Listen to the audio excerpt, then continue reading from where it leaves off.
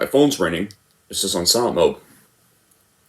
Hello? Afternoon, movie lover Warren 20. It's time to finish the series.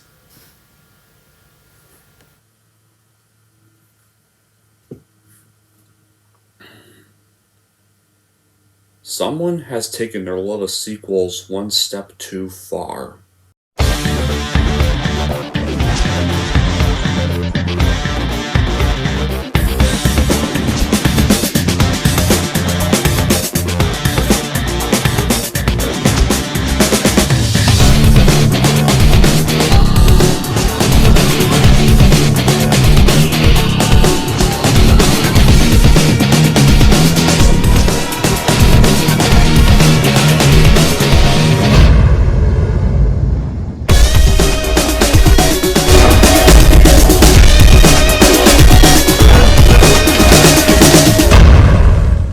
Hey everyone, it's Movie Lover 120 here, and I'm here with a brand new movie review, and this movie review is going to be for a certain horror sequel to a certain horror movie I reviewed back in Halloween Horror Movie Review Season 2, and it's because there's a new film coming out this upcoming week in this series, and yeah, I think you can all guess what it is. Yep. Today's review is going to be for the first sequel to Scream, Scream 2. Yeah. Which was released a year after the first one. So with that being said, what is the plot of this movie? Well, set 1 year after the events of Scream, Sidney Prescott is now in college and once again finds herself the target of a psychotic killer. However, this time, the killer's murder count is higher and the killings more outrageous. Yeah. So guys, let's recap this.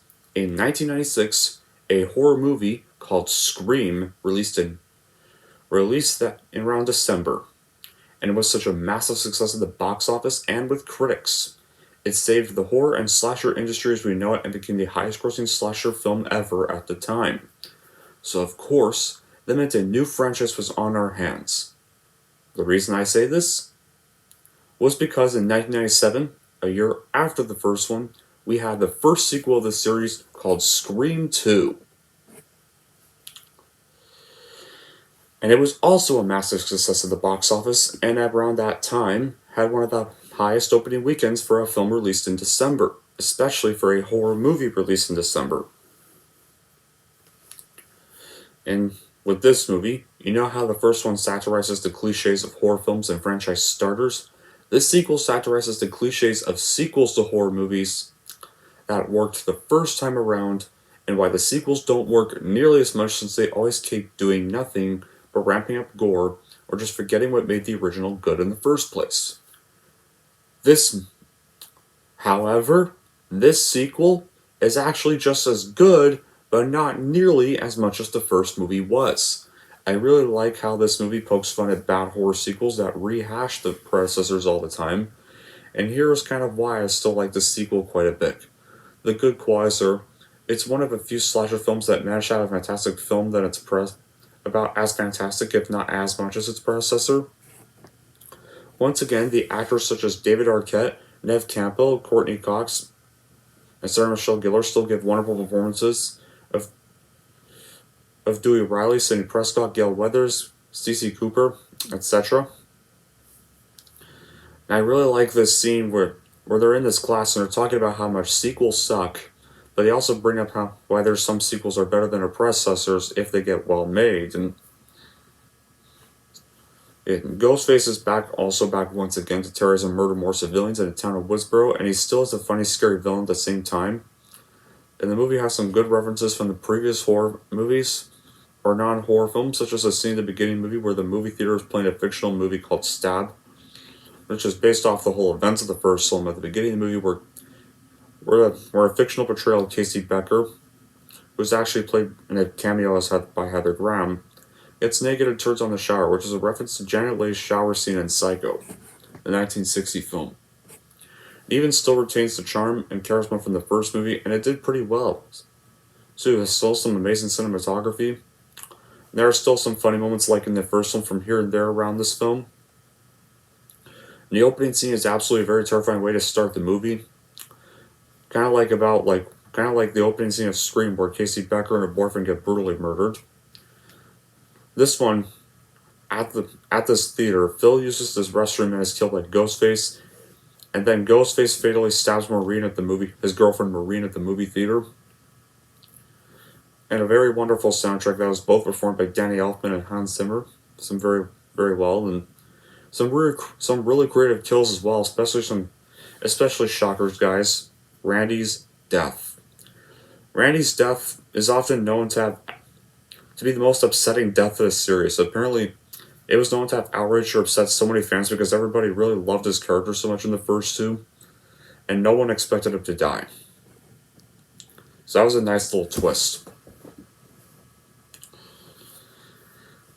However, the reason the film falls a bit flat compared to its predecessor is for these bad qualities or reasons alone.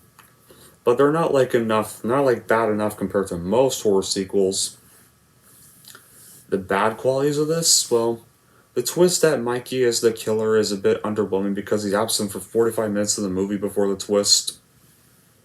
There are some poor writing choices here and there, like how when Ghostface is unconscious, Sydney and her roommate Haley don't even check who the killer is underneath, which is kind of bad writing because I think after the whole events of the first one, you think Sydney would probably check who the killer was underneath the coat first during the time he was unconscious. And there are some uses of product placements around the movie, but they're not like overly distracting. The cafeteria scene was also pretty terrible. However, despite all those bad qualities I can kind of live without, this is still very good for a horror sequel and a worthy continuation of Sidney Prescott's story, just not quite as much as part 1 was. So if you love the first one and want to see more of this whole story with Sidney Prescott and Ghostface, I definitely give the sequel a watch, because it's one of the better horror sequels out there. And if you're wondering how I'm going to rank this movie, here's how I am going to rank Scream 2. I am going to give Scream 2 an 8 out of 10. Well, that takes care of Scream 2. Now I gotta cover 3 and 4. So yeah, the reason I'm reviewing these sequels is because we have the new one coming out this week, and I'm trying to review the whole series before I go watch the new one, and review that one as well. But yeah, from what I'm hearing so far about the new one, there's some nice, good first reactions so far. So maybe I was a little bit wrong about this sequel. So I hope, for my opinion anyways. But anyway, until then, that'll be it for this video. Thank y'all for watching. And if you like this and want to see more, and don't forget to like, subscribe to Movie Lover 120.